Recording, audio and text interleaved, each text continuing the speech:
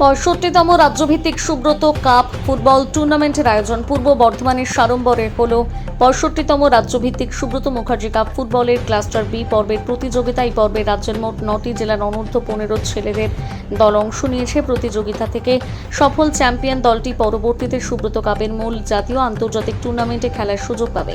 আয়োজকদের পক্ষ থেকে অভিজিৎ রানা, ডিস্ট্রিক্ট অর্গানাইজার জানান, টুর্নামেন্টের কোয়ার্টার ফাইনাল, সেমিফাইনাল এবং ফাইনাল ম্যাচগুলো নির্ধারিত সূচি অনুযায়ী অনুষ্ঠিত হচ্ছে। মূল বিষয়সমূহ: গত বছর এই টুর্নামেন্টের মাধ্যমে কালনা সাব ডিভিশনের কৃষ্ণদেবপুর হাই স্কুল রাজ্য স্তরে রানার্স আপ হওয়ার গৌরব অর্জন করেছিল।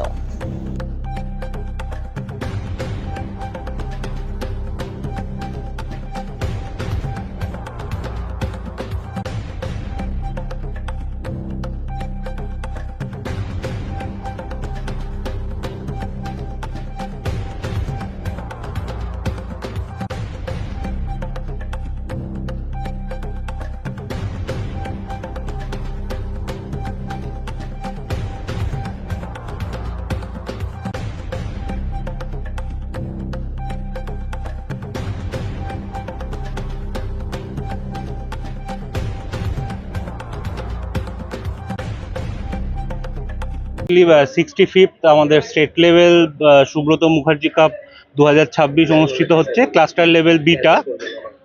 আর এখানে ক্লাস্টার বিতে আপনার মোটামুটি 9খানা ডিস্ট্রিক্ট রয়েছে। সেই 9খানা ডিস্ট্রিক্ট থেকেই আন্ডার 15 বয়েজের টিমরা এসছে। কালকে আমাদের অলরেডি ওপেনিং হয়ে গেছে। আজ থেকে সকাল থেকে 7:30 থেকে ম্যাচ শুরু হয়েছে। আজকে আমাদের 5খানা খেলা আছে কোয়ার্টার ফাইনাল অবধি, এবং কাল সকালবেলা দুটো সেমিফাইনাল এবং বিকেলবেলা আমাদের ফাইনাল রয়েছে। এখান থেকে কি হবে আগামী দিন? এখান থেকে ক্লাস্টার চ্যাম্পিয়ন যারা হবে তারা স্টেটে গিয়ে স্টেট লেভেল পার্টিসিপেট করবে, এবং তারপরে যেটা আমাদের সুব্রত কাপের main tournament, Subrata cup international tournament, সেখানে তারা পার্টিসিপেট করবে। সুব্রত কাপ খেলা বহু বছর ধরে হয়ে আসছে। এখান থেকে কোনো ছেলেরা বা কোনো মেয়েরা কোনো ভালো জায়গা পৌঁছাতে পেরেছে এখনো পর্যন্ত কিছু? আমাদের সুব্রত কাপের যেটা লাস্ট ইয়ার আমরা অর্গানাইজ করেছিলাম, সেখান থেকে Krishnadevpur high school Kalna sub ডিভিশনের তারা স্টেট লেভেলে পার্টিসিপেট করেছিল এবং সেখানে রানার্স হয়েছিল। এরকম প্রচুর ছেলে মেয়ে আছে যারা খেলাধুলায় ভালো, কিন্তু তারা ঠিক জায়গা পৌঁছাতে পারে না, তাদের যেভাবে সহযোগিতা করা হয় না, অর্থের কারণে পিছিয়ে পড়ে, তাদের জন্য কিছু আপনাদের চিন্তা ভাবনা রয়েছে? এটা অ্যাকচুয়ালি আমাদের যে স্কুল লেভেলের যে টুর্নামেন্টটা রয়েছে, সেই স্কুল লেভেল টুর্নামেন্টে সুব্রত কাপ ছাড়াও আমাদের স্টেট স্কুল গেমস হয়, সেখান থেকে ন্যাশনালেও পার্টিসিপেট করে। এবং ন্যাশনালে লাস্ট ইয়ার আমাদের সুব্রত কাপের মেয়েরা, মানে ওয়েস্ট বেঙ্গলের মেয়েরা চ্যাম্পিয়ন হয়েছে। এবং যে সমস্ত টিম পার্টিসিপেট করেছেন, আপনারা জানেন যে মাননীয় মন্ত্রীমশাই এবছর প্রত্যেক যারা মেডলিস্ট হবে তাদের জন্য একটা আর্থিক সাহায্যের ব্যবস্থা করেছেন, এবং যারা পূর্বতন প্লেয়ার খেলা ছেড়ে দিয়েছেন তাদের জন্য একটা অবসরকালীন ভাতার একটা ব্যবস্থা করেছে। তো আমরা সেই উদ্যোগকে স্বাগত জানাচ্ছি। আশা করছি এই ধরনের ফাইন্যান্সিয়াল অ্যাসিস্ট্যান্ট, কারণ আমাদের ম্যাক্সিমাম প্লেয়াররা, বিশেষ করে ফুটবল বা এই ধরনের প্লেয়ারগুলো একদম গরিব পরিবার থেকে উঠে আসে। তো তাদের যদি ফিনান্সিয়াল অ্যাসিস্ট্যান্ট এইভাবে সাহায্য পাই, তাহলে আশা করি আমরা আরও বেটার অনেক ছেলে আমরা পাবো, তারা এগিয়ে যেতে পারবে, এবং অবশ্যই ইনফ্রাস্ট্রাকচারটাও উন্নতি হবে। আমাদের বর্ধমানের যে সাইয়ের যে স্টেডিয়ামটা রয়েছে সেটা বন্ধ হয়ে আছে।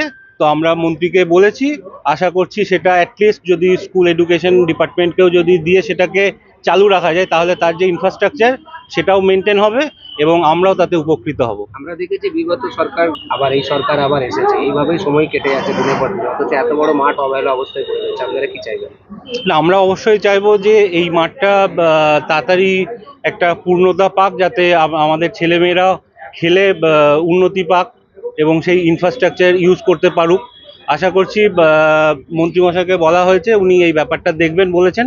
আশা করছি খুব তাড়াতাড়ি আমাদের স্টেট স্কুল গেমসের প্রায় 26খানা ডিসিপ্লিন 3টে এজ গ্রুপের রয়েছে, তো সেইগুলো অর্গানাইজ করতে আমাদেরও সুবিধা হবে।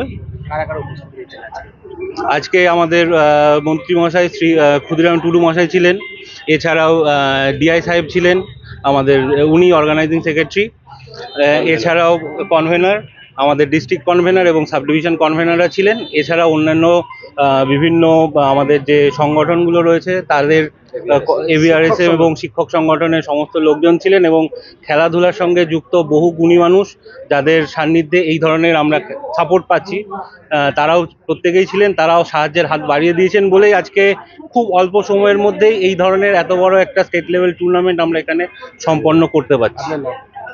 আমি অভিজিৎ রানা, ডিস্ট্রিক্ট অর্গানাইজার, পূর্ব বর্ধমান।